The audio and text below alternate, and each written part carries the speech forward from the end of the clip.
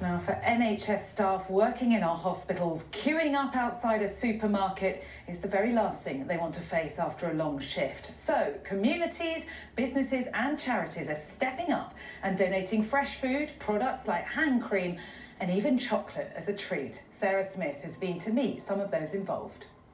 Box after box, stuffed with fruit, veg, milk and pasta, helping fuel the work going on inside our hospitals. Our aim is to make it as easy as possible for the doctors and nurses that work in these long and gruelling shifts to have the basics that they need afterwards. You know, some of them are finishing at ungodly hours.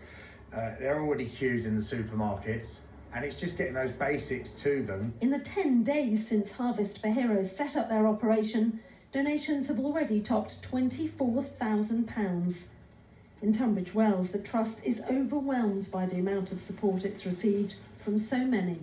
Well, absolutely amazing reaction. People are so appreciative of their local NHS, and we've had so many donations from individual families, people bringing baked goods, to kind of big companies and stores, really wanting to show their appreciation of NHS staff. But this produce supplier in Aylesford, their whole business model has been turned on its head.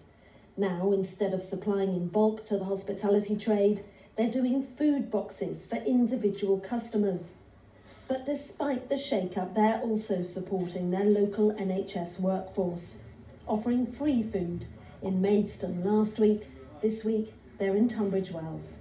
Just giving something back, because I think we've all been touched by this at the moment, and the people in the NHS are doing a sterling job. I can't imagine what they're up against. So we're still working, but they're working more. So everyone's been fully behind it at the site here.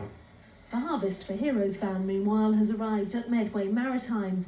The boxes they deliver here will help feed staff living in hospital accommodation. Over Easter, each staff member got an Easter egg from a local business, and they've received so many other donations too. Our community is supporting them in what they need. Everything that we've asked for, and even things that we haven't asked for, has come to us. And we are truly grateful for that, and I know our staff are truly grateful for that. All the thanks that are needed, though, is to know they're supporting those working so hard in any way they can. Sarah Smith, BBC South East Today, Medway.